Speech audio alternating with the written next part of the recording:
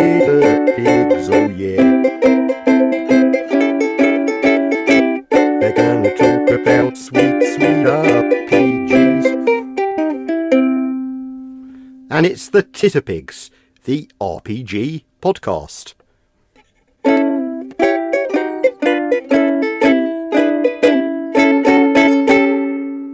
Am I getting paid for this one?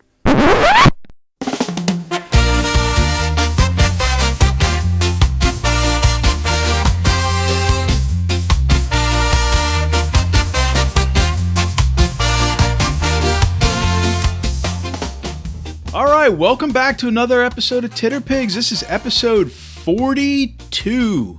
This is going to be a crazy one for us. We have Brendan LaSalle in the house, and this promises to be a long, strange trip. See, I got that reference in. Oh, yeah. Speaking of references, with it being episode 42, we also expect Brendan to tell us all about life, the universe, and everything. As we extol the virtues of towels and other things. But before we get on to that, welcome, Brendan. It is good to have you back again after a delayed start the other day. That was Tim's fault. That was Tim's fault. That definitely was Tim's fault. So we definitely appreciate you giving him another ridiculous nickname that we will never let him live down. Nope. You're very welcome. Thanks, and thank you very much for having me on the show. I'm really excited to be here. And we tried a first stab at this past Monday, and you know what? The stars were just not in alignment. No. Not for magical episode 42. But I'm glad to be here, and really excited to spend some time. Excellent. So, for those of you who don't know who Brendan LaSalle is, he is probably best known as GM extraordinaire for Dungeon Crawl Classics. Anytime someone mentions, hey, have you checked out a Dungeon Crawl Classics game at a convention, your name gets pushed to the front and say, well, if you get a chance, definitely get into a game with Brendan, because it will definitely drive you into the welcoming arms of Dungeon Crawl Classics, and it will never be the same afterwards. So you're blushing, my man. Well, that's very nice to hear, and may that be my reputation forever. Yeah. You know what I'm saying? I really appreciate that. That's really cool. Right. Excellent. So, but for those of you who know who Brendan LaSalle is, one of the things that I found is in the 3 minutes of research I did before we press record was you, much like the people who enjoy the flavor of Marmite, are an enigma. It was very difficult to find much about you and your background on the internet, except wonderful pictures from college.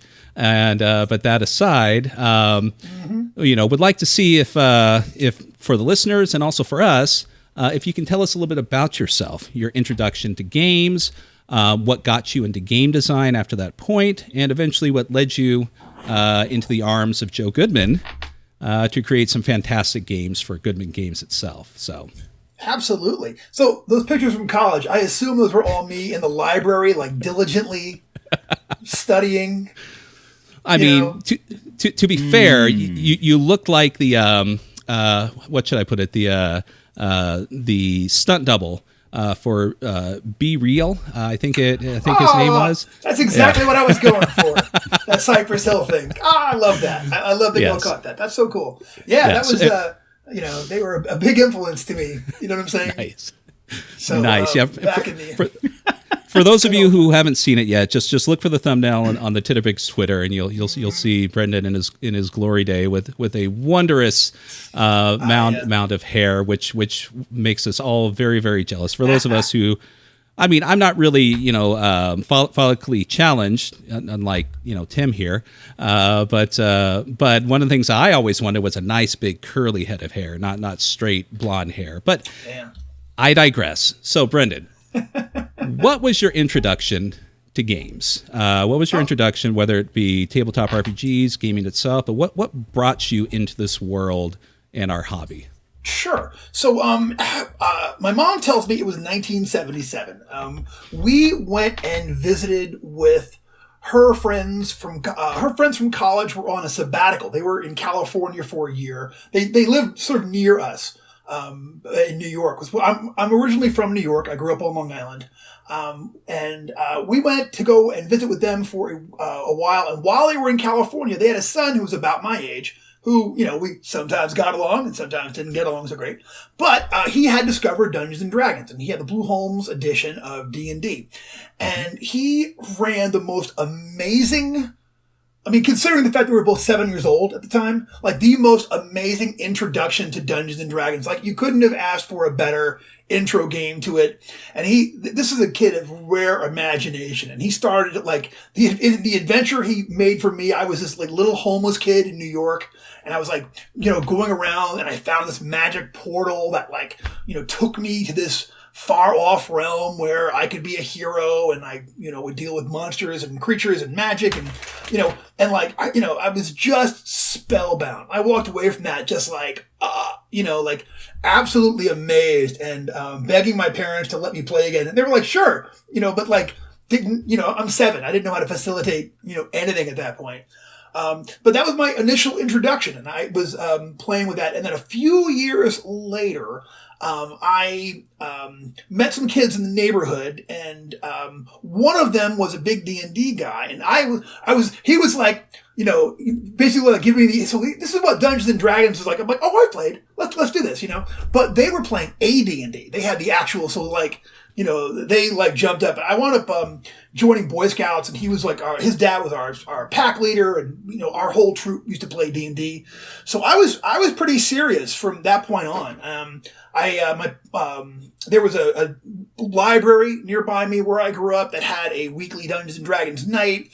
And I would get dropped off there, and I would play. I wound up making lifelong friends, people I'm still friends with today, from those D&D library sessions where we were playing AD&D. And I remember doing the A series and getting killed, and just my poor thief, But I think a lot of people kind of have these gaps in their gaming history. I really never had much of a gap that not more, maybe a few months, but I was pretty much always playing. A few months there when I moved a couple times, but I moved to Texas, and instantly I got all my friends playing D&D. All my new buddies there. Went off to college. Went to college. The first game I ever actually GM'd was actually Villains and Vigilantes. And that wound up being the only game I took with me to college because, I was, I came across it at Waterloo Hobbies on Long Island, and I had only been a player then. I was playing with older kids. I was like the young kid that they let kind of hang out and play. But I saw Villains and Vigilantes, and I was like, slow down. There's a game like D&D, but you can play superheroes, and you can make up your own superheroes. My head spun around. So I bought that, or I bought that. I was like 9. My mom bought me that after a lot of begging, and went and learned it well enough to play a very bad version of that where I did not even understand combat.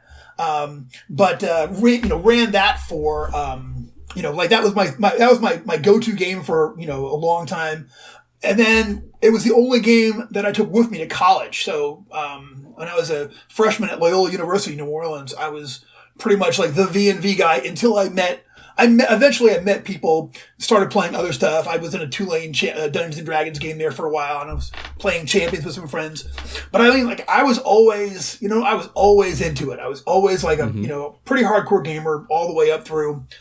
Fast forward to years later, I guess, actually the year 2000, I was living in Seattle. I had just gotten laid off from Amazon.com, and I was living that fat layoff life. You know what I mean? Had some money left over, and was in a house with 2 other gamers. We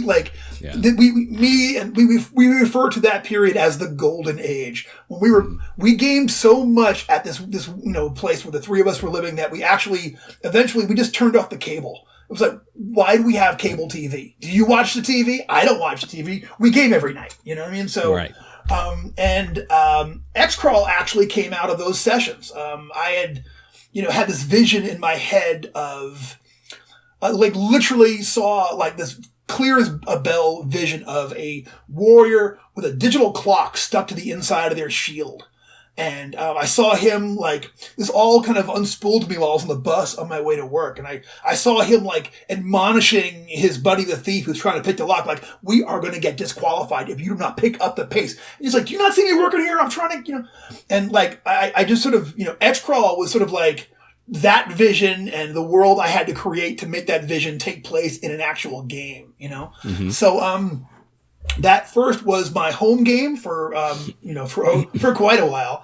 We did a lot of XCrawl in that situation. And then eventually, years later, I wound up moving back to Georgia, and some friends of mine, Brett and Allison Brooks, had created a publishing concern, Panda Head Games, and they were looking, they were getting ready. And I'm like, let me come pitch you something. So I came and gave them my best XCrawl game, handed out pre-gens, ran a game, and the next day they were like, yeah, we're going to do this. And that was the beginning of my introduction and how I became a professional at design. That was it. That was, Really? So yeah. that is fascinating because, one of the key things we're here to talk about, of course, is the recent iteration of XCrawl, now dubbed XCrawl Classics, but it has been around for quite some time, and that's obviously one of the things that I wasn't aware of was that this was not only is it your most current game, or one of the most current games that you've done, but it is also your introduction into the world of game design and publishing and all that. So that is stupendous. Yeah, absolutely. I got very lucky, and you ever hear that bit of advice people will say, like, don't wait until you're ready? You know what I mean? Like, I am the living example of that. Like, literally, we the day after our demo game, Brett Brooks said, we're going to do this. We're going to do this book. And I'm like, yes, it's going to be fantastic. And then he's like, and I think it's going to be about 90,000 words. And it was like, I was horrified. And what I really thought for, my initial conception of how it was going to be just a series of adventures. And It was just going to be just dungeon. And my idea was, it was one of the influences, I don't really talk about this much, but one of the main influences, at least in the structure, was RoboCop. It's not really like, RoboCop is a different kind of dystopia than XCrawl is. It's corporations, it's that, but, megacorps. But what I wanted was to have remember the advertisements they would have in RoboCop, and they would have these little, so that was my idea, was that you would go through these dungeons, and the ads that you would come across throughout the dungeon would give you glimpses of what the rest of the world was like, this horrific dystopia where the main entertainment was a live on pay-per-view death sport, which is how I used to always tag it, where, the only way, these basically poor people fighting monsters to entertain rich people. You know what I'm saying? Brett, cooler heads prevailed, and Brett was like, nope, create a world, do a whole background thing, working into it. So they had a huge influence on kind of the formation of how the actual campaign world was going to work. Mm-hmm. So my first ever book was a 90,000 word hardcover. And, which again, I was really thinking it was going to be a series of adventures that I could and no. And, turned out being the best thing for me. You know what I'm saying? That book is extremely hard to find these days. Thank goodness. It launched what I'm doing now. You know what I mean? And, now I'm like 4 core books in now. So now I feel like I at least know what I'm mostly doing as far as the, book goes and everything. So what year was that book published? The first version of XCrawl Adventures in the Extreme... 2002. 2002 was the first. Yeah, first publication of that book. It happened from the time we decided to do it, it happened very, very quickly. Panda Head was agile. You know what I mean? So it was like, Brett was the editor and the solicitor and did all the business stuff and all the web stuff. Allison was our layout person. And I wrote it along with some other people who contributed bits to it. And... 2002. Wow. I just found the cover for it on RPG Geek. I love that cover. Also, good news is we found a PDF. Keith, share your screen. Let's go over it. No, I'm just... Welcome to This Is Your Life, Brendan. Surprise! Ah! So looking at it, the original conception was essentially what was written for 3.5. 3.0 originally, 3.0. 3.0. So it made the transition to 3.5 with the color edition or the color cover a couple years later. And so when you were presenting it, were you currently playing 3.5 or were you playing something else when you presented it to Panda Head? So I was playing it in 3.0 when it first came out. I had actually, like, when I was living in Seattle, we had pretty much, like, we played AD&D. Okay, so in Seattle, I was a very active member of the Northwest Renaissance Festival out of Spokane, Washington. Okay. So, those were all AD&D players. So we were always just playing AD&D with that crowd. But like at the house, we were doing White Wolf stuff and we were doing Champions. They were really the only two things that we were. So hero system champions, you know what I'm saying? Right. So superheroes and that. So that was pretty much, every once in a while something else would come up. Buddy would run not RuneQuest. We did other systems. We did Rollmaster like once. You know what I mean? We did a lot. Everybody's done it at least once. Oh my gosh. We spent 4 hours making up characters. We had one fight, 3 guys versus 4 orcs, and all 3 of us heroes broke a hip. And it was the end of our adventuring careers.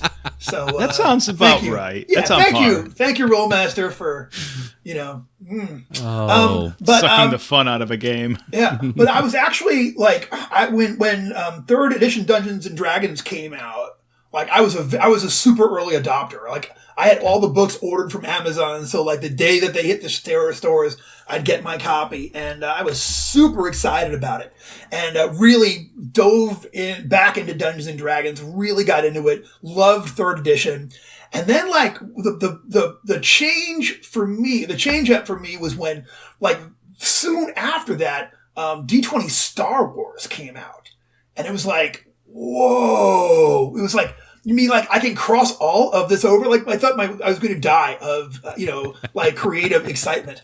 The night that I got the D20 Star Wars book, I made up 2 pre-gens. I still have them in my characters. I still have my stuff over here, and they were an Elf Jedi and a Wookiee Ranger. Like, nice. I'm still looking for where I can run those characters. You know what I mean? Like, come on, please, universe, hear my plea. And that actually wound up being a big influence. Like seeing how crossover, and like there were other stuff too. Dragon Star, a bunch of other stuff came out. Like it was the D20 boom when the OGL first came out. And, y'all remember. I was as excited. That was what really got me thinking towards like, this is something we could do. And then I had the idea for XCrawl.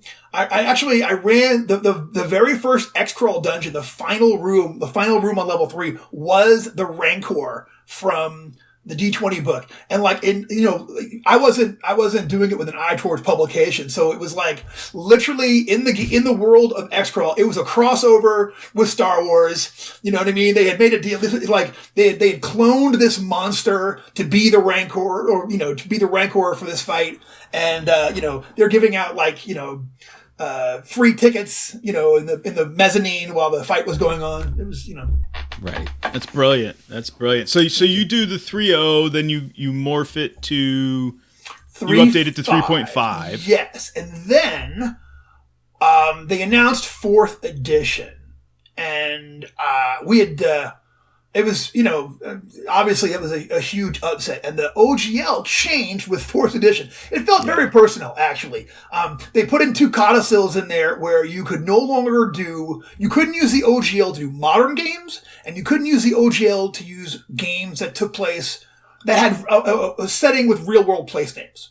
So both of those things, like it was like, so me basically, like I can't do my thing anymore, Yeah. I was shattered. Like I had some early stuff from 4th edition, and I was, it was like swim or die. Like I was like, all right, I guess I'll come up with a 4th edition version of this, and I was not going to be doing a 4th edition version of that. So So I created my own system. Like it was D20 based. It was 3.0 based, but I created I wrote another core book, spent like 2 years working on it. You know what I mean? Of like lots of play testing. And I was really excited about it. And I actually, at this point, Panda Head was no longer publishing, and I was moving on to, I had been picked up through Goodman Games. So Goodman Games licensed XCrawl early on and started putting out some adventures for the 3.5 era. So there's several. Right. There are several 3.5 adventures that are out there. You can still get most of them for 3.5, and so I created my own version of it, and like it was ready to go. I you know what I mean? Like I got it checked. It was on the market, and then Joe sits down with me at one point. And he's like, you know what? If we do this with your own system, it's going to sell, this many copies. Not great, but if you're willing to do a version with this new rule system that came out called Pathfinder, well, then you'll do much, much, much better. So it was like another 3 years of me just like adapting it, and like it's the traumas of all of that. Like I had to start from scratch because the Pathfinder, the Player's Handbook, Pathfinder Player's Handbook 2 came out, and like literally all my ideas were in it. It was like, no! So, I thought I was going to go bananas. So, I had to like start from scratch, redo it. Came out with a version I was really proud of, and then we put it out. I think it's 2014. The Pathfinder Maximum XCrawl came out, which was the Pathfinder version of XCrawl. And like a year later, we that year after it came out, me and some other folks, we started making a tournament adventure. We were all set for it. And like the first thing that happens, we get to Gen Con that year. We're going to run our tournament. And Joseph has us all in a meeting and goes, they just announced 5th edition Dungeons and Dragons. And that led to a lot of different changes. One of them being that retailers were no longer going to carry third-party Pathfinder stuff. So Pathfinder was like a viable in-shops game for less than a year. The Pathfinder version of it was. And I was like, well, what am I going to do? And Joe's like, well, you can do one with my new DCC rules that we're, talking about. So everything, you know what I mean? Like I literally never, from that day, I never went into anything else with Pathfinder. I haven't played since. Started working like instantly. Like, it was pretty easy to cross over. I had already written some stuff for Dungeon Crawl Classics at that point. I was familiar with the system. So I just started I was literally improving using the DCC rules. I was just improving the changeover and running it that year. Like I was scheduled to run 7 games of Pathfinder rules XCrawl at Gen Con that year. And, every table I got, I was like, "Hey, listen, I'm thinking about doing this with a new system, Dungeon Crawl Classics. You feel like trying it out?" They were like, "Yeah, sure." So I just ran. Everybody was so cool. I know, right? It was amazing. Troy Tucker was in that first session I had. I want to say, we started running. Everyone was cool about it, and it was insane because the power level for the DCC spells. This is what prompted the whole. The form of XCrawl Classics as it is. The spells are just too cosmic to have in an arena fight. I always talk about the example I always use is sleep. You know what I mean? You're fighting in an arena here, and you cast sleep and your buddy throws you luck and some mojo points. So you max it out. You're 31 plus on this and you have put everyone to sleep in however many hundreds and hundreds and hundreds of feet. Well, you've just killed thousands of civilians as people are falling asleep in cars on the road out front and in the parking lot and while they're cooking in their apartments. I mean, it just didn't work. Like literally the audience, you know what I mean? The cameraman is asleep now and no one's, so no, you know what I mean? So it just wouldn't work. So very early on, after that session, I'm like, XCrawl Classics is going to have its whole own spells, which meant its whole own classes and every other thing. So that was the drawing board. It was getting to work on that, and I spent a couple of years working on it, play tested it so much, you know what I mean? Ran so so much XCrawl Classics, it might just drive you mad to actually see it all in a place. But I got the manuscript written. I was happy with it. 270,000 words. Turned that thing in February of 2020. Ooh. Yeah, I don't know if you remember what happened the rest of that year, but it was not XCrawl Classics. So yeah, it was. There might have like, been something happening there. Yeah, it's all kind of up here now. Slips my mind right now. I know McDonald's didn't come out with their McRib sandwich again that year. Yep, So Damn it! McRib. Right. The whole thing Horrible was year. just threw my whole game off. You know. Yeah. So my God, okay, and kids, this is the roller coaster ride of a game designer for the past 20 years, to be perfectly honest. But as you can tell, yeah, the progression, just it sounds like there's a lot of bumps and hitches, but it does, at least for your story, it does sounds like there was some sort of natural progression as you made your way through the different versions. But the one thing that kept you rolling was XCrawl through the whole thing. This thing was eventually going to become the game that you want it to be. And the game that you have been trying and striving to make it be, and additions be damned, game systems be damned. It was going to happen. So, so I do got a quick question. So just segueing a bit from the XCrawl a little bit, just out of curiosity, again, there's no shortage of DCC fans out there, and most of them who have been around for a while know who you are, and all the wonderful crew that makes up the entirety of Goodman Games. Out of curiosity, this is also for me. What was it that essentially that introduced you to Goodman Games? What was your first step into the door? I mean, you were working with Panda Head Productions. To actual Goodman Games? Yes, okay, exactly.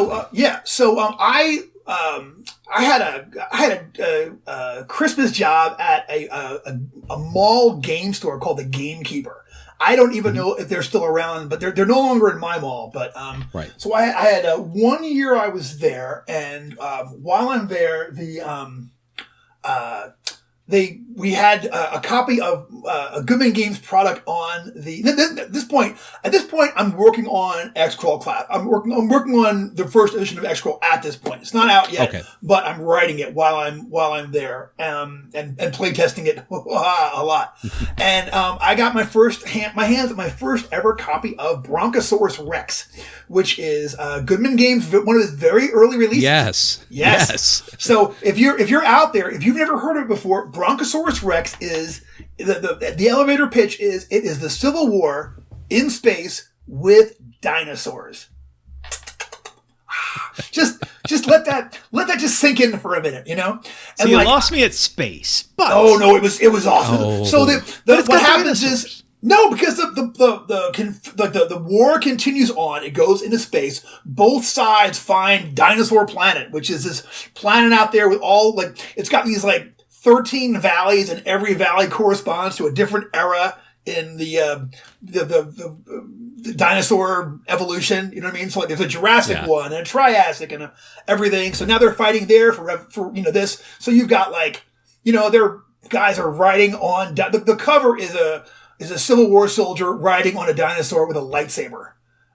And I saw that and I was like, oh my God, this guy gets me. And he really did. And it was not just because it was two things. One, it was American-based fantasy rather than the traditional medieval European-based fantasy. Almost all fantasy that we play, Dungeons and Dragons, and all those things, it all comes from The Hobbit. So all of that is really based in the European tradition. So both of us, Dinosaur Planet and XCrawl, both were American-based fantasy. But even more so than that, where I felt this kinship was that he was taking a ridiculous idea and treating it extremely seriously. The idea of arena dungeons, where you're fighting for death, fighting to the death, in front of people and wearing sponsorship patches like you're a NASCAR, and all of that. It's a little absurd, but we both treated it really seriously. And that's the tension between opposites of both of those settings. I saw that and I was like, I cannot wait to meet these guys. So like a year later, Pandahead takes us out on the circuit. And we start going and hitting up conventions and trade shows, and basically getting my game in front of absolutely anybody we possibly could. I was doing so many I always say this, like, obviously there's no way of knowing this, but there's a possibility, like a possibility that I have run games for more people than anybody else ever in the world of RPGs. Like, it's, you know what I mean? There's no way of knowing how, but it could be. Like, if it's not me, I want to meet that fellow or lady, because that's crazy. You know what I'm saying? Anyway, so we went to, I believe it was the Alliance Open House, and I saw that while we're setting up our booth, right around the corner from us it's just nobody's there yet, but the Goodman Games thing was in there. I'm like, Goodman Games is going to be here. I'm going to go over and meet the guy from Goodman Games and introduce myself and tell him how much I love Brontosaurus Rex. And eventually I see the guy setting up, and literally while he's setting up, I abandon our setup and I wander over and I'm like, hi, you're from Goodman Games. I'm the biggest fan. I love what you're doing. And he's like, oh, what? I'm Joseph Goodman. I'm like, oh my God, this is great. I told him what I was doing. He instantly was like, the first time I described XCrawl to him, he's like, oh, that's a really good idea. I wish that was one of ours. Like, so, but we met, we kind of bonded over that, and like, we wound up like, him and I and Andy Hop wound up going out for like lunch, we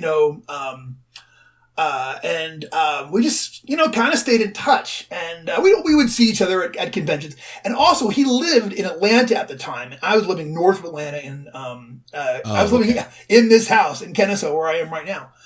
So we actually got together for the odd lunch, and we gamed a couple of times. I actually had another setting I was working on, and I ran him through some of that, and had a good time with it.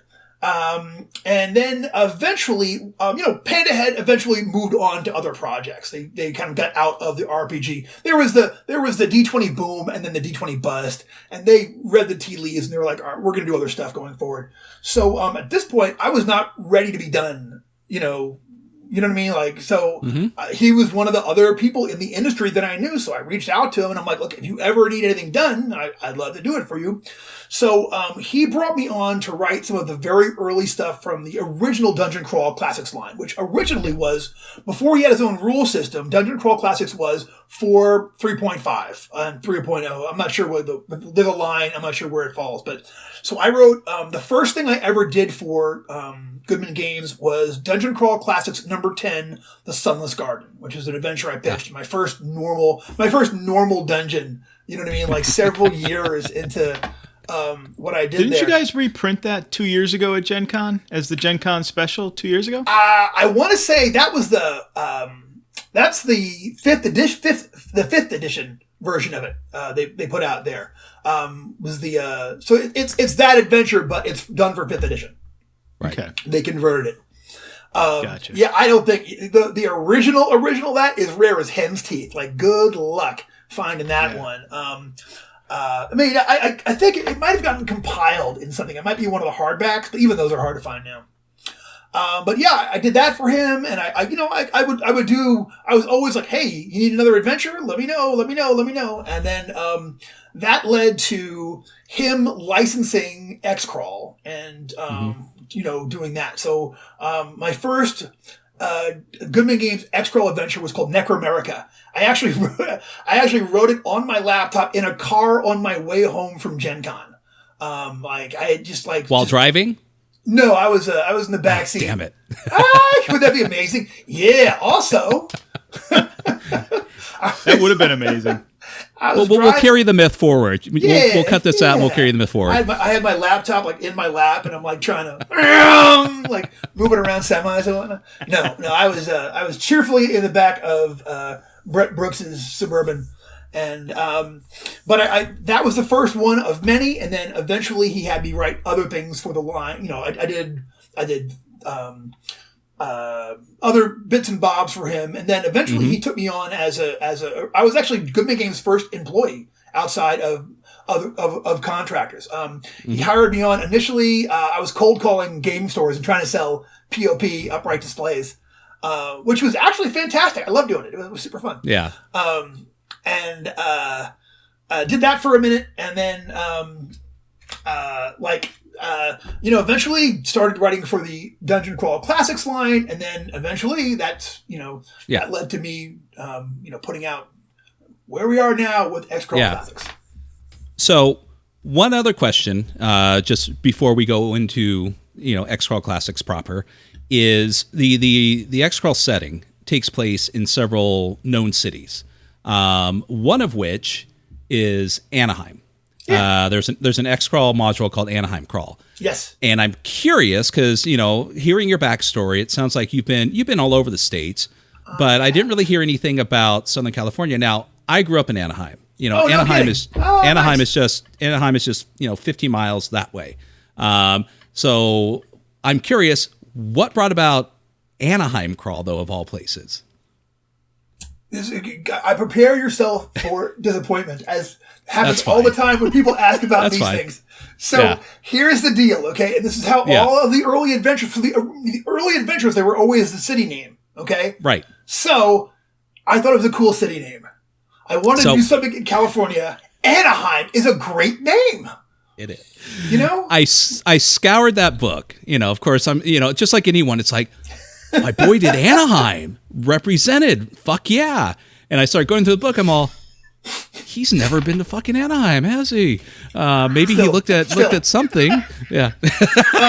There was some movie that took place in Anaheim that I remember hearing the name and having it rolling around in my head. It's mentioned in Swingers, where one of the guys, it may be that, it may be something else, but in Swingers it's mentioned you're carrying a gun, you got a gun on you. And he's like, man, I need to protect myself. And they're like, man, you're from Anaheim. But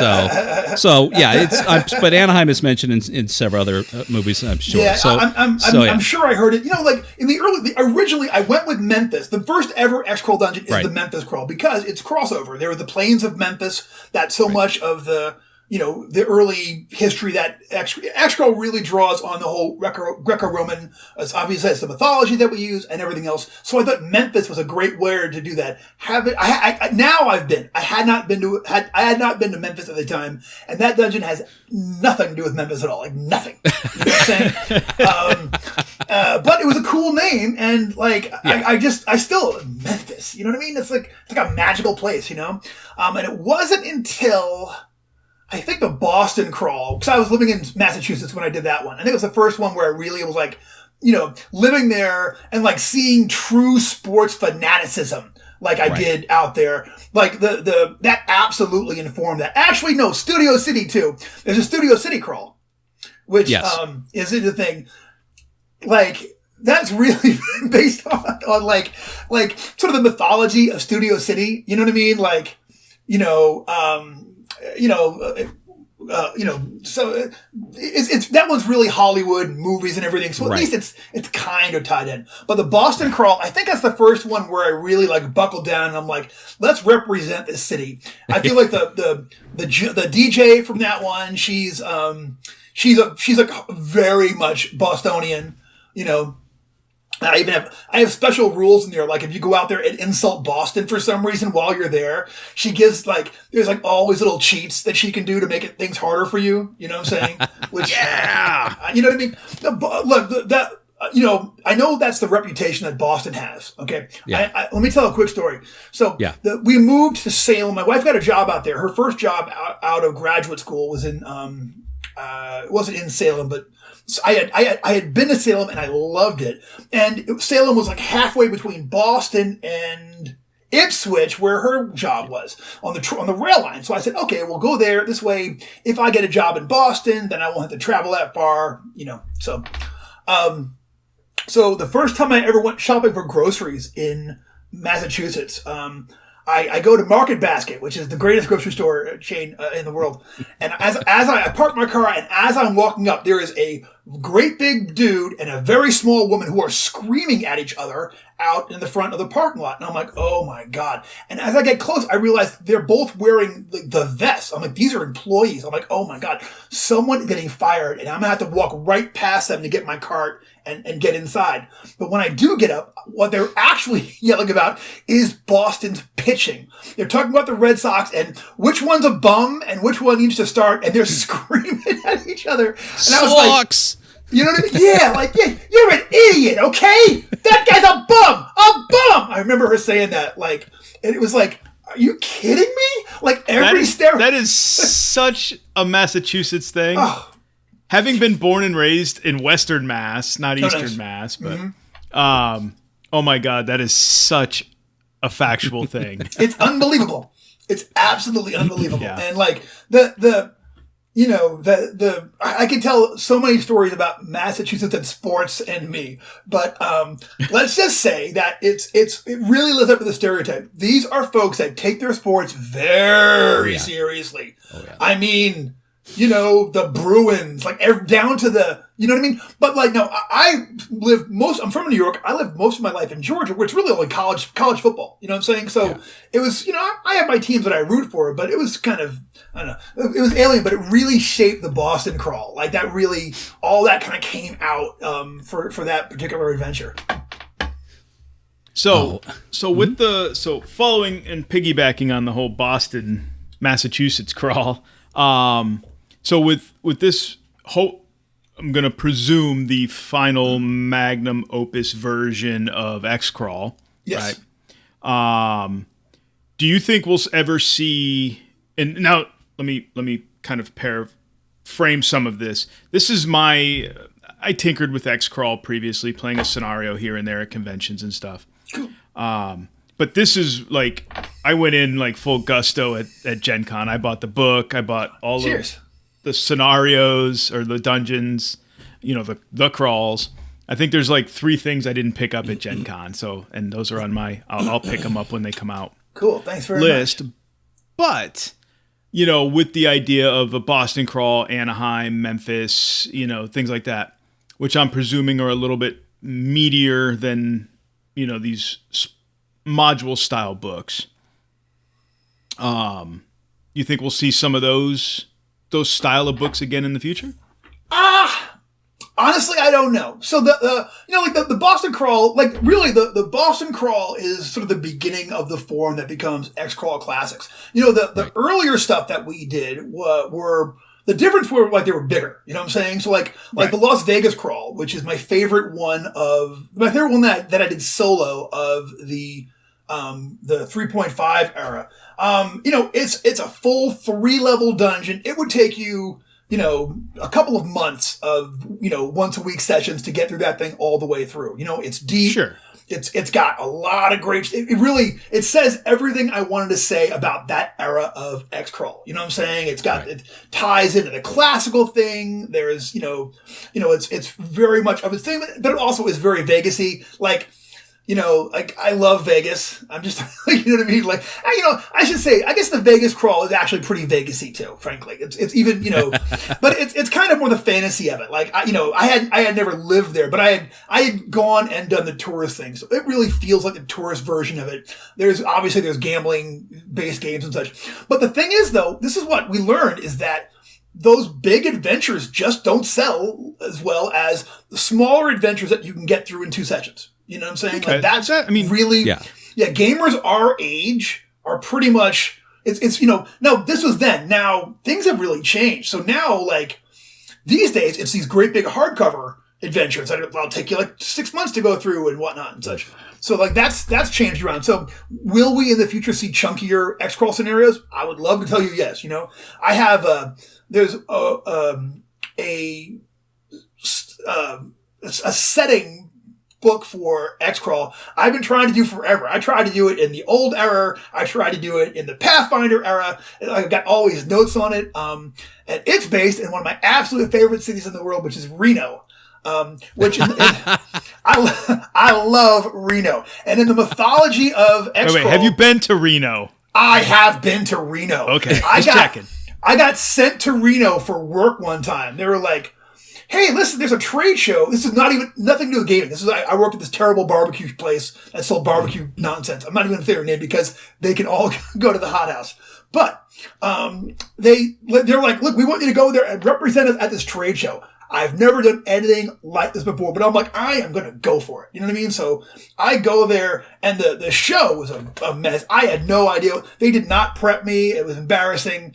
But man, I loved Reno. I had such a good time. Just like, I wandered through all the casinos. I saw this. I'm a big pawn shop fan, and I owned a pawn shop for a while with another guy. Like, I hit the best pawn shops I've ever been to in Reno. Like, at least when I went that one time, that was like the leather jacket capital of North America. Crazy. A lot of folks needing some money to get that bus ride home, I think. I have been to Reno, and I do really love Reno. It's like, okay, that's fair. It's the number 2 gambling city, and it has to try harder, So in the lore of XCrawl, Reno is the one city in North America where half-orcs can live like real citizens. They are not confined to like either a hotel room or living with someone, and are only allowed to leave their home with an escort. You know what I mean? So because of that, all the XCrawls that do well buy property in Reno, which means all of the teams train in Reno. So Reno becomes XCrawl City. So the scenario I wanted to do would be I've been planning on it forever, and it's Hotel XCrawl, which is a hotel casino in Reno, Nevada that has XCrawl 7 nights a week. And it becomes this both an industry and also a place of intrigue.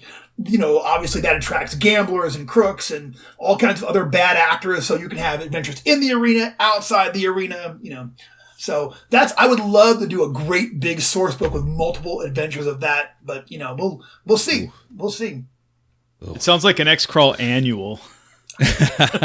No, that's what it sounds like. Yeah, no, it would be like that. With new character classes and the whole thing. So, right. God, okay. So this brings us now to the current iteration of XCrawl Classics. As you said, it is it wasn't just a lot of work, but a work of passion also. It is built on this tremendous foundation we found out, of just about 2 decades of work, blood, sweat, and tears. It's maneuvered in and out of several editions, but now it has found, hopefully, a permanent home with Dungeon Crawl Classics. But what I'd like to see is if you can tell, again, those who may not be familiar with Dungeon Crawl Classics and likewise XCrawl Classics, you touched on it briefly, but what is XCrawl Classics in its final iteration now? So, in its final iteration, XCrawl Classics is a setting which uses the DCC rules. Yeah. And the key idea behind the setting is that the fantasy world that we would, you would expect to happen with a Dungeons and Dragons style world where there are monsters and wizards and elves and all these things. That world eventually evolves and becomes our modern world. But those elements don't go away. There are still monsters. There are still magicians. There are still all of these, all the other races. There are dwarves and elves and all of those things that you expect with them. Those elements become integral to how modern society is shaped. So magic is really a major tool of statecraft. You know what I mean? It's carefully regulated. You've got to control the wizards in order to control the populace, because hey, how else are you going to mind read people and break their bust due process and everything in order to keep control of things and such. So but like everything, that the idea is that the world went through a period where it was essentially Dungeons and Dragons, where groups of specialists went down into dungeons back in the ancient days, and they would fight monsters, and they would, find treasure and deal with secret rooms. So in modern times, they have recreated these things as XCrawl. So this is a modern death sport where they create artificial dungeons that groups of specialists, just like in the days of yore, will go through as teams. It has all of the elements you would expect from a regular dungeon crawl. So teams are going up against, obviously, monsters and traps and hazards and, finding treasure. But it also has all of these modern elements. You have to work the crowd because you're literally there in an arena. And fame is the point in a lot of ways. Fame, becoming a famous celebrity is why you do this. This is a very deeply socially stratified nation state and world, essentially, where there's very little opportunities to really ever rise above your station. But XCrawl is one of them. And just like how a lot of modern poor folk will go into the army as a way of, bettering themselves and sort of like raising up their chances at, doing better than their parents did, people will take a risk with XCrawl. And obviously it's super dangerous. You know what I mean? You are out there, it is, there are divisions in XCrawl. Once you hit Division 3, you are up there with live steel, live spells, and live monsters. And your life is on the line every time you step into the arena. But if you're smart, and you're lucky and you do well, then you can eventually become a superstar, hopefully cross over, put out that terrible studio album or have your biography out there or go on celebrity dance show or whatever it happens to be. So it's, that's it is the world where a death sport like that can exist. And it's all of the consequences of having a death sport like that affect the world. Excellent. Keith, do you have anything? I do. So going back to the divisions, right? So I'm looking at the back of the levels of the modules, sure. The dungeons, right? So there are divisions, right? Yes. And is it Division 5 or Division 6 is the highest? No, Division 1 is the highest. Division 6, they don't have a Division 5. That's right, it goes the other way. Yeah, it goes exactly. the other way. Division 5 is high school. So Division 5 are people playing, they play with padded weapons. Boffer type weapons. Boffer weapons, exactly. Yep. They use spell packets. They're just throwing things to simulate spells. And then the teams take turns being the monsters. So first you're playing, it's more like football. So first you're playing as the heroes, and then you put the masks on, and now you're guarding the treasure chest and trying to keep the other team from advancing. Division 4 is collegiate and weekend warrior style. So in the lore of the game, Division 4 players can earn enough to make it a decent hobby, or a decently lucrative hobby where you can make a little bit of money at it. But it's still non-lethal, and you're still playing, you're still, not it's bleacher bums and hot dogs, and it's not no one's ever going to become rich and famous, playing Division 4. But Division 3, when you move up there, that's the first full lethal division. So that's for character levels 1 and 2. You know what I mean? Basically, okay, right. 1 and 2. And that is when you start actually going up. That's live monsters, live steel, live spells, and it is both in the lore and in the game. It has the highest level of attrition. You know what I'm saying? Imagine these guys for the first time. You've been playing with padded weapons and whatnot. Oh, and here comes a flying shark to bite your head off. And you know what I mean? They're a bunch of skillless warriors. Yeah, so Division 3 games, and now of course in the DCC version, we've of course added the character funnel. So there's 2 character funnels that are out there, one in the back of the core book and one of the expansion adventures for it, Murder Mountain Smackdown, titled by Michael Curtis. Very proud of that. That's when 24 knuckleheads, former baristas, cab drivers, and luggage handlers are now have a dagger each and are charging in after this Tennessee cryptid. Ask Scott. I think one of his characters took a ginormous club to the head. Yes. No, we're running through the funnel right now. We went through one session last week. We play 2 hours at a time, so they've Cool. gone through a couple of the encounters, and that's it. Yes. So. Yes. No. And yeah, it's. I mean, I'm an old hat at DCC, but we've got a couple people, or at least one who hasn't played it before, and that's such a wonderful thing to witness again when you get a new person, interact with the funnel, regardless if it's XCrawl or regular DCC. Yeah. But when they interact with the funnel and suddenly they realize, oh, this, and the light bulb goes on, you're like, this, you're getting it. You might not make it, but you're getting it. Yeah. So going up the division chain. So Division 1 is like level. That's your high level. That's like your 5 through 7, and then beyond that, there's like, again, in the lore of the game, they have like every 4 years they run an unlimited class event, which is the Text Arcana Crawl, and that's like where your highest level guys would be going through. In the early days, I ran the Emperor's Cup, which was like the Division 1 finals. And like, that was back in that was actually the adventure that transitioned from 3.0 to 3.5. Like, that came out while I was writing the Emperor's Cup, and I had to like,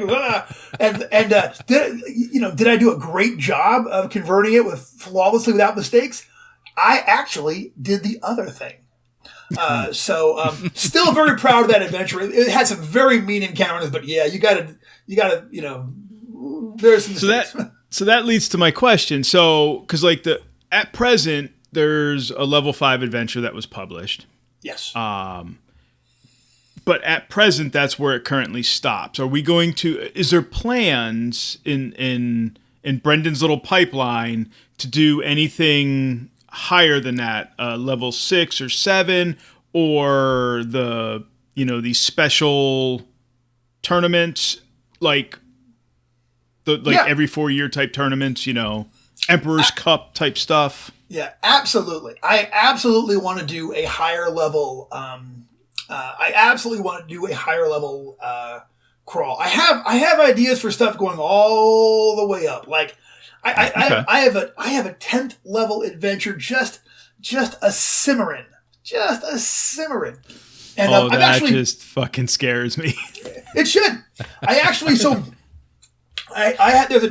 a 10th level standard DCC adventure that I ran at conventions for a while. Oh. And it was, oh my God, I know, it was so, I'll tell you what though, it was fun. Want to hear a true story? I ran it at, I think it was Origins one time, and I had a couple, husband and wife, show up, and they're going to play. And as we're hitting on characters and talking, this is my 10th level DCC adventure, full dark, no stars, after the Stephen King book compilation. And they quickly mentioned to me, this is our first time. I'm like, oh, first time DCC? Nope, first time playing a role-playing game. I'm like... First time playing a role-playing game is my 10th level nut house adventure. Okie dokie. And they were troopers. I want to say that whole game went about, 90 minutes. But they were in there swinging until it was over. Nice. Nice. It must have been so weird for them because of all the weird tropes that are involved in that. But getting back to what you asked, yes, I have a 10th level adventure, Cimarron. I have higher level crawls that I want to do. I want to do international ones. One of the highlights of my home campaign before I ever thought about publishing was our team went and played in the first ever lethal Australian rules crawl. So there's a joke in the core book that the Aussie rules crawl that they just didn't want to have monsters getting killed there. So it's essentially XCrawl, but it's all bare knuckle. So it's just you, just 8 hours of just duking it out, which I love so much. The very idea that it's just like a barroom brawl through a dungeon, fighting other monsters with no weapons, and just having to whoop up on it. So, but they got to go into the first full lethal crawl over there, and it wound up being a real highlight of that game was that one. That sounds cool. Oh, it was so fun. So I want to put that out at some point. But yeah, I definitely have things I want to do for higher level adventures. So I'm hoping if people are out there and if they're interested, I hope that they will, to tell Goodman Games that they want to see a high level thing, and I will write it. All right, listeners, you heard Brendan. Absolutely. All 106 of you start emailing right now. I'm just kidding. Well, hold on. This is a special shout out to Jules. Jules, if you're listening, because I know you are. Jules. Contact Goodman Games. Yes. So another question that I have is, Goodman Games puts out these fantastic settings. And they've done so for some time now. And one of the wonderful things that they do is unlike some other RPGs, it's not a car wrap of the DCC rules. It does bring something different to the game. I mean, it is the foundation of the DCC rules, but it does a few things different to kind of, to evoke the setting they're in, from Dying Earth to Lankmar, Empires of the East, and so on. So for those who are familiar with the DCC rules, but are curious, well, what's different about this? What are some of the things that XCrawl provides to make it a little bit special in regards to playing the game itself? Absolutely. So, well, the first thing is XCrawl has its own character classes. So there are all new classes that are going to be in the XCrawl core book. Obviously, they fill the classical roles. Upfront fighters. There's a healer class. But they're all a little different, and they have their own things that make them special to XCrawl. One specifically to talk about one is the Blaster, which is the XCrawl arcane, the chief arcane spellcasting class of XCrawl. So remember I was talking earlier about how the cosmic level spells were just too much for it. So so in the lore of XCrawl Classics, their spellweavers spellweaving was an archaic tradition of spellcasting. In the early ancient days, if you had a good wizard on your side, you won the war because you could decapitate leadership and blow things up, which meant if your nation was rich and you had access to books and reading and universities, you got the spell books, therefore you got the wizards, and as long as things didn't go awry, you were pretty much your regional, you know what I mean? Like everybody had to, make you a factor in their lives because you were the biggest and the baddest. So in the lore of the game, spellweaving comes out of a reaction to that. So spellweaving, the advantage of it for poor nation states is it's not book-based. The idea is that spellweavers actually take extant, magic out of the air, weave it into effects, and just kind of like, blast you with these things right out of the air. And they're superlative at going up against other spellcasters. They're really kind of like very good at it. So, in the modern world, wizards, like real wizards, they are too important to statecraft, to let them just go and get killed all willy-nilly. You know what I mean? Right. You need them for law enforcement. You need them to spy on other nations. You need them to spy on your own people and quietly kill them if they even show the slightest whiff of rebellion or anything along those lines. So blasters, became like the standard spellcaster for XCrawl. So blasters are all of the blaster spells, they are less powerful but more tactical than all of the spells in the original core book game. So they don't have that cosmic level, but for the most part, they have they're very useful. They're a little more utilitarian, So like the example I like to use, the third edition, in Dungeon Crawl Classics, you have, standard fireball spell. It's heinous. You know what I'm saying? You learn that one and you're blowing stuff up. So third level blaster, and also blaster spells only go to third level. DCC wizards can go up to fifth level spells. Blasters only go as high as third. So they're built, they got a built-in limitation. But they have a spell called Smart Bomb.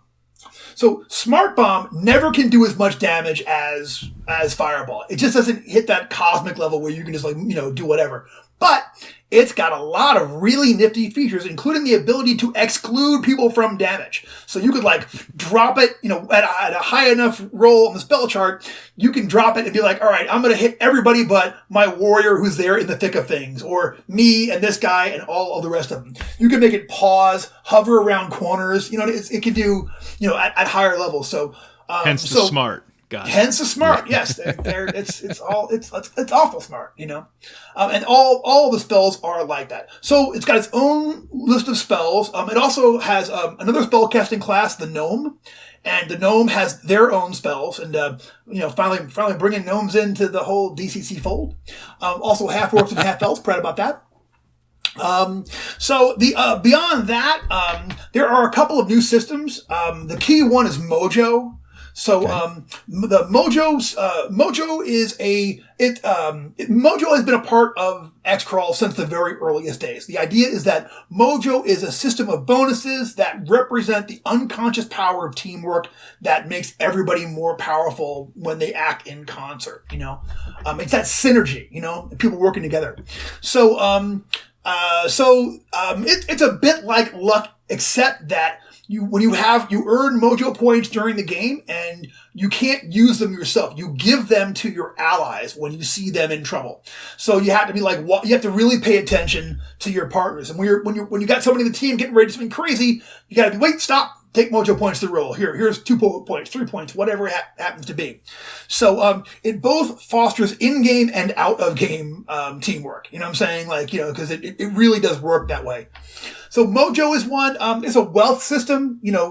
I didn't want people to be playing superstar, celebrities and have to keep track of every gold piece. So you eventually just start earning wealth points from your, Right. public appearances and whatnot. And it's more of a lifestyle based thing rather than what can I actually buy any of this. And the other changes are fairly minor. We have the athlete, a full grappling class. So, it also has grapple crits, which is for the first time. There's its own list of grapple criticals for when the athlete puts you in that chokehold. You know what I'm saying? So, I guess those would be the major ones. Spell dueling works a little bit differently too, but for the most part though, my mandate for XCrawl Classics was it had to be a standalone game that was 100% compatible with Dungeon Crawl Classics. And you could absolutely port characters over back from one to the other as you see fit, or into Mutant Crawl Classics or Lankmar or whatever it is you want to do. Right, which seems to hold true for just about, I shouldn't say just about every setting, at least the ones that I play. There's you can mix and match, Chain Coffin, you can mix and match Empire Solaris, you can do whatever you want and just make it a big old mess, big old mess if you want, and it'll be great. It's a big old jambalaya. So that's fantastic, and we were lucky enough to play in the tournament at Gen Con. Nice. So we got the general rundown. Well, we had a great time. Well, it wasn't just our first day. God bless him, and he is absolutely fantastic. But Joy Royale, he's like, yeah, I haven't run XCrawl tournament before. I'm like, fuck it, neither have we. So let's get this show rolling. And he was superb, and everyone else brilliant.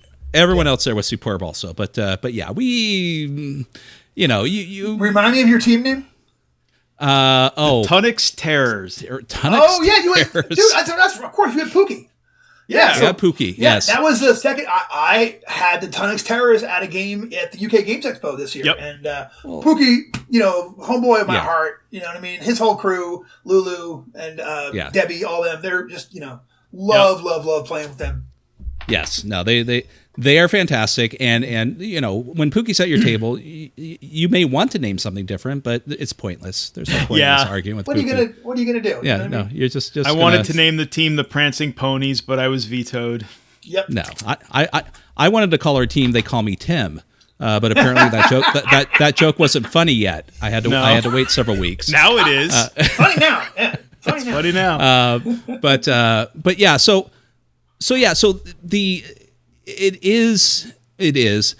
it sounds like this fantastic setting that I think, at least from my personal opinion, is there are people who enjoy Dungeon Crawl Classics. They do enjoy the standard fantasy settings, and for a lot of good reasons. And as they venture into the other settings besides Mutant Crawl Classics, most of the other settings are, generally speaking, more of the traditional fantasy base, whereas even though XCrawl has that fantasy foundation, it does lean very heavy into, like you said, the dystopian aspect, the kind of cyberpunkish aesthetic, the Running Man, and all of these modern dystopian games. That's for sure. Yeah. But the world itself, right, is fantastic. I mean, it's not quite, it does hold hands with paranoia to a certain degree, because in your games and a lot of DCC games, there's humor. Humor is going to be, around, but not totally, like that. But like you said, the modern dystopia. Now, when you describe the world and when you talk about it and when you read about it, there's things going on in the background all the time. The world is living and breathing. And for me, one of the things that I notice, especially when you're talking about, we can't throw our wizards out there because they're handling, the back end of this dystopia. Is there a chance that players can actually move out of XCrawl and be part of this administration?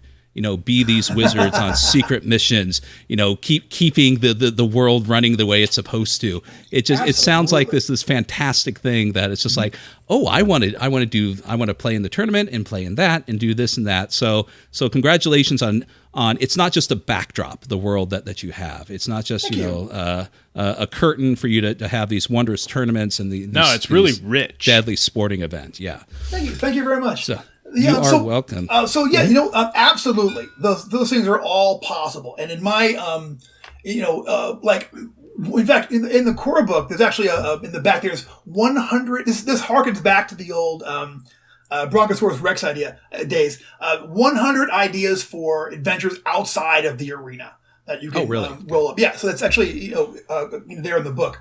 But yeah, I mean, I've always wanted to see people do stuff with espionage and military and crime and real world dungeons. You know what I mean? Mm-hmm. Like, how fun would it be if you find out that somewhere in the Kingdom of Ireland, there is an actual dungeon in there where there might be not just an off-the-rack magic sword that you can get from an arena crawl that's going to go dead in a couple of years because it's not it's not an artifact, but like the real thing. But you have to sneak in through the basement of like a bakery because it's built underneath Dublin somewhere. You got to go under the Guinness factory. Or whatever it's called. Under the Guinness factory.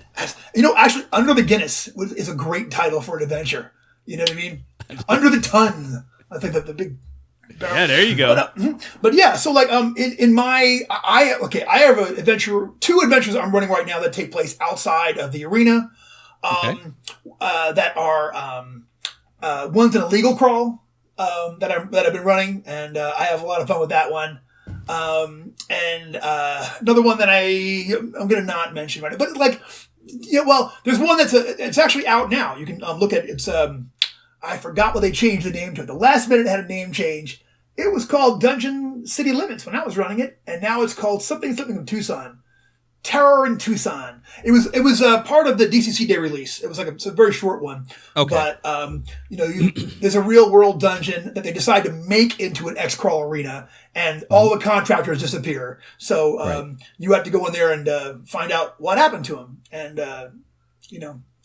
with the consequences therein. But yeah, I've always wanted to see more things taking place outside of it. Either you are a part of the admin, you are you're the Emperor's Blades, and he's going to send you to do the nasty to all other stuff. Or you're on the other side of it, and you're there trying to tear down the totalitarian government that, has the whole world locked down and be agent of change, However, fuck the man. You know what I'm saying? So however you want to play it. I feel like I just wanted to create this dystopian setting and let people kind of run with it. In a lot of ways, I feel like, at least having had run it now, I mean, I've been running, like I said, DCC since 2000 as a part of my home game, and then, however many millions of iterations since then.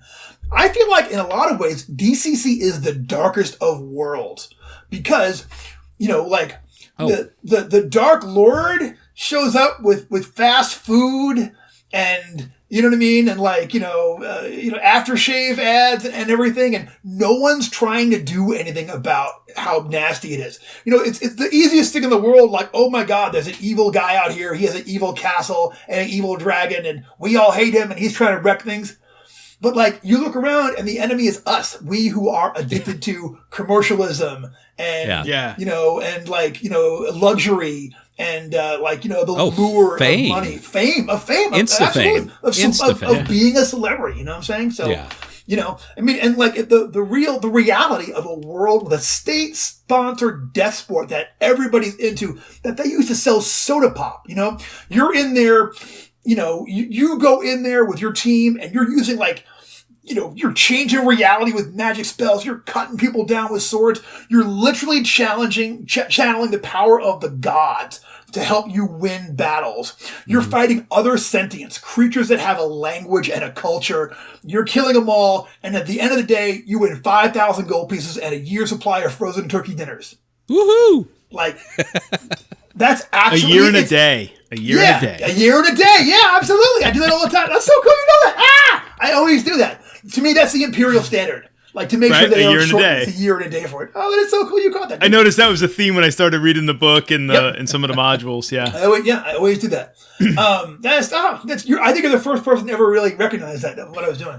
But and that was how. But like the very idea, it's super fun to play at the table. And of course, you want a dark setting for an adventure game. You know what I'm saying? If it's adventure exploration, you know what I mean. No one is interested in exploring the Teletubbies world. You know what I'm saying? It's just that would not. Says you. Scott does. Scott wants to explore it. Again. No one's had it. La. Dude, he's far. He's gone. That'd be the whole game. He's far. But like And as Titter much Pigs is done. lawsuit, dude. The legion of now adult. God. Fans of Poe and Lala are going to like come down on you like the plague of locusts, y'all. It's over. Like a televised blood sport. Like a televised blood sport. But like, as much fun as that world is to play in and to imagine, like the reality of that would just be awful. And I guess that's really the case of any game with monsters. It would be pretty gross in real life. Yeah. But I feel like XCrawl is especially on the dark side. Oh, God, yes. I mean, and that's the joy of RPGs. You can experience these horrible people, these horrible worlds, and at the end of the day, you get up and walk away, and, it just happened in your imagination, thank God. Oh, I thought that we were talking about my job for a second there. Well, hey. I'm editing that out also, thanks. Timmy's funny. So Keith, do you have anything else regarding XCrawl? Because I know you're the one that's been reading it more than I know. I've been have, reading it. Actually, I do. I have a couple of questions from longtime listener, not first time caller, DJ Full English. Full English, Jules, what's up? Our friend and yours, Jules. Absolutely. He sent in a few questions he would like us to ask you. Sure. So I'm gonna throw these out to you, but no, these are from Jules. So absolutely. Jules would like to know if you had the chance to play XCrawl rather than run it, what class would you play? Ooh, you know what? I have gotten to play XCrawl. I mean, like not as an NPC, but as an actual player, like about 5 times. In the modern game, I'll tell you my favorites. I like the half-elf is really based around my style of play, like a generalist adventurer rather than a specialist. He's got a little bit of fighting, a little bit of stealth, a little bit of magic, and a little bit of parlay, a little bit of like, he's got some special charisma abilities. And I am very, I don't know, I'm very, I would love to try that out. I also love gnomes. I just think that the idea of being this kind of trickster like class. I think in real life I would be a gnome, kind of like if I was one of the other classes. I'm pretty gnomish, at least as far as how XCrawl gnomes are. I mean, I'm the same height as a gnome.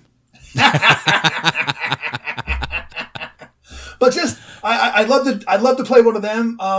But there's of course blasters. I mean, I would love to have the opportunity. I wrote all. I didn't write all. So I had a lot of help with the core book, including from my very good friend Val Emerson, who's she's an amazing designer. She wrote the XCrawl's Got Talent adventure, and she wrote several of the spells, and she wrote the Prometheus patron. And but I would love to I think about how I would use the spells in there, and I really have never seen any blaster do it the way I would. So part of me wants to just be let me play a blaster and show y'all how I think it should actually go down. Now watch me do it, and the first thing I fumble and have a donkey head or some nonsense. So. That's fair. Okay, so the follow-up question to that is, if you got to play and you played your preferred character, what would your character name be?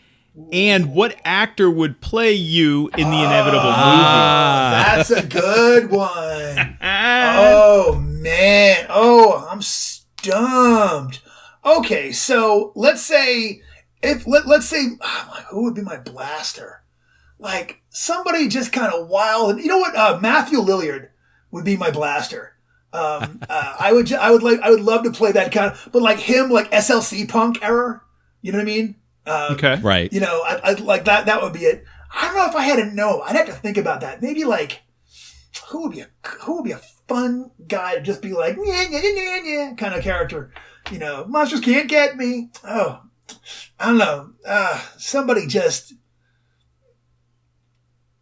You know who would be fun as a gnome? Would be like someone who would like be talking smack the whole time and like getting you wound up. Tracy Morgan from Saturday Night Live and 30 Rock. He would be an amazing gnome. I would love to play him just talking smack. You know what I mean? Okay. They stole my mood ring, and I don't know how I feel about that. You know, I just love him. What kind of character name would you have, though? Oh, for him, let's see. If I was playing Tracy as a gnome, you know what? I have a gnome character I have played since the early days, and he would be an iteration of that from all of my D&D gnomes are all the same bloodline. Applecore. Nice. Yeah. And the joke is, do you ever just your kids Applecore? Nothing more. Who's your friend? More. Scott. Boom. You know Yeah. what I mean? So like I would every time someone would say Applecore, I'd be like nothing. I'd have to bust that on them, and eventually probably get chased out of the sport for driving. People Nice. crazy. Okay. Good one, Next Jules. question. Next question. What would your character's entrance music be to a crawl? Ooh. Jesus. Maybe we should have vetted these, Keith. Atomic Dog. For my gnome, it would be Atomic Dog. Bow wow wow yippee yo yippee yay. Bow wow yippee yo yippee yay. Why must I feel like that? Why must I chase the cat? Dog. All right. That's awesome. All right. Last question. So Jules asked, since Brendan has a number of DCC scenarios named after Black Sabbath songs, see where this is going. Have you thought about getting a few Black Sabbath references in XCrawl?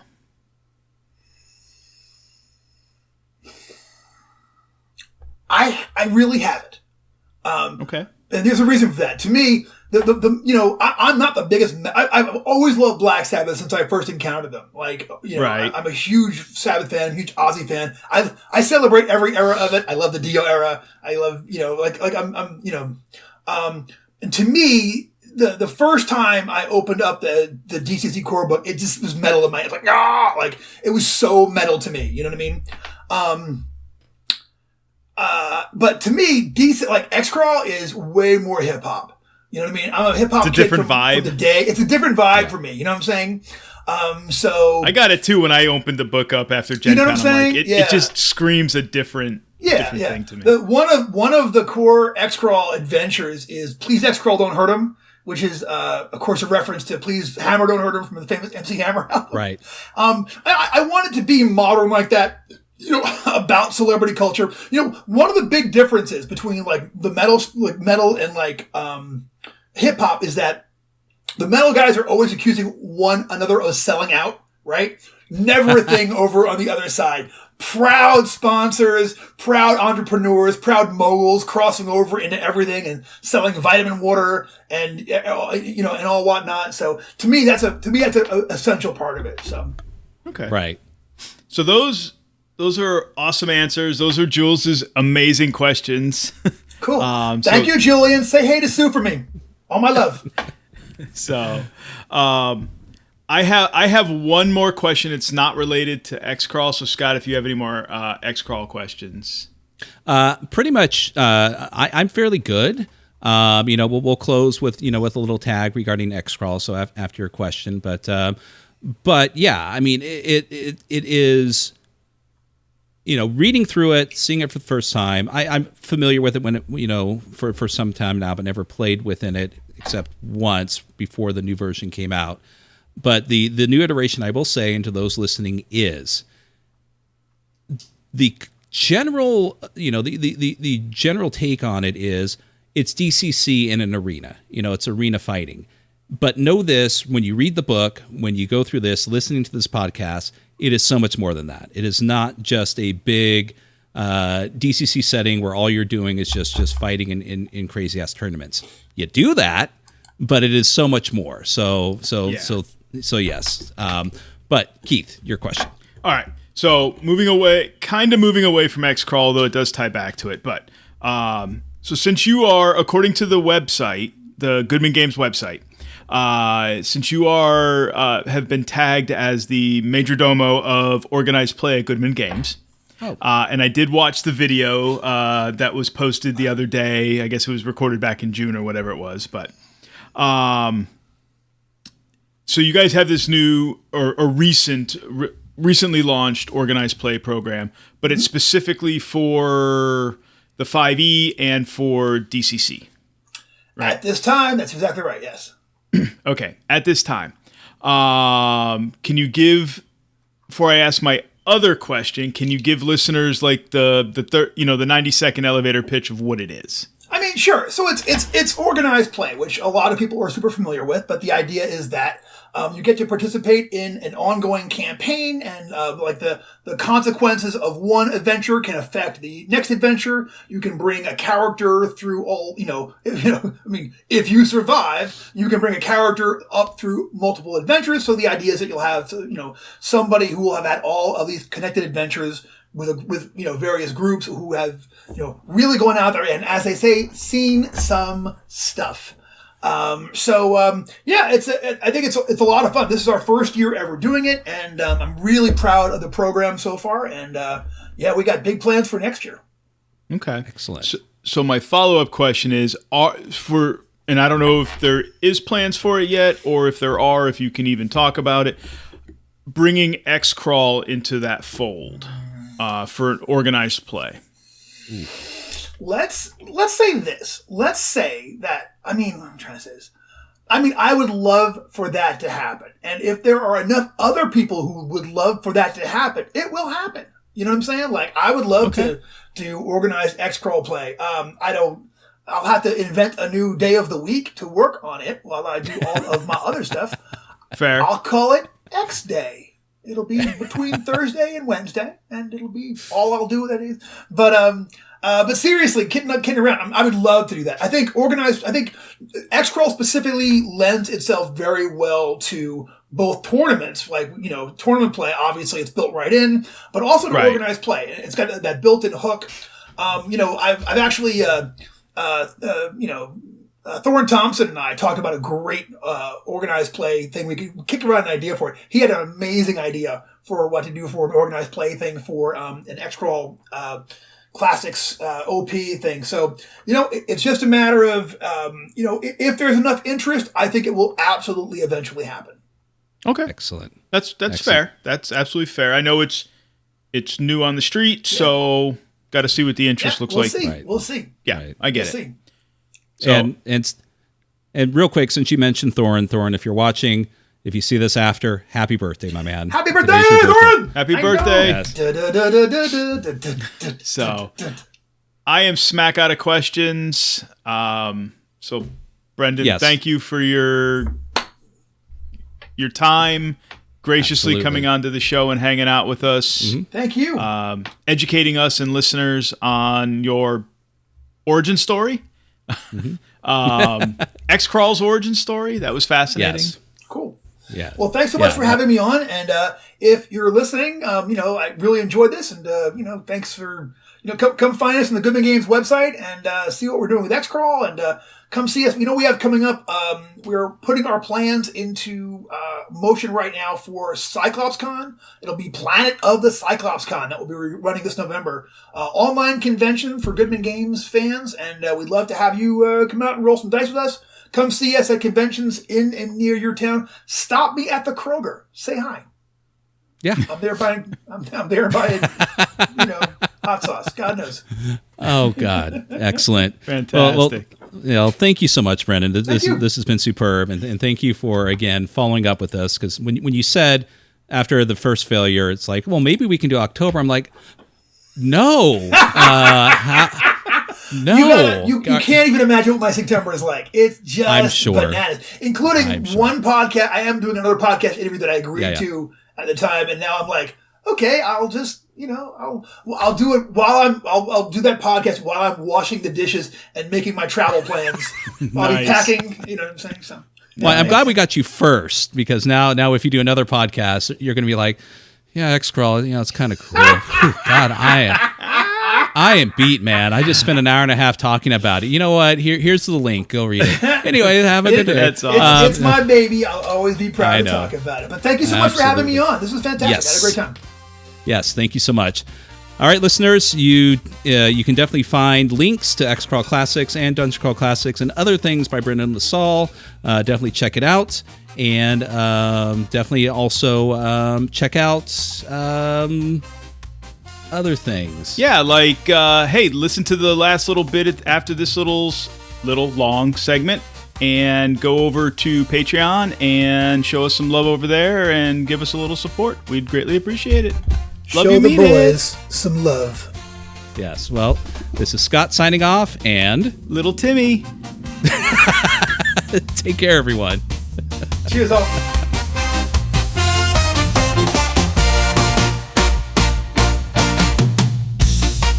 Hey, Titterpigs fam, just a quick reminder, we do have our Patreon going on. It's patreon.com/titterpigs. You can show your support there. We have 2 tiers for you, a $3 and a $6 tier, so show us some love and be part of our growing community. And speaking of our current community, I would like to give a shout out to our current Patreon members: Dr. Mitch, Jason Sheets, Bud's RPG Review, Dwayne Costa, William Payne, Lupus Malum, Saltheart, Patrick Mullen, Dragon Girl 74, and our newest member, Crafty Matt Craft.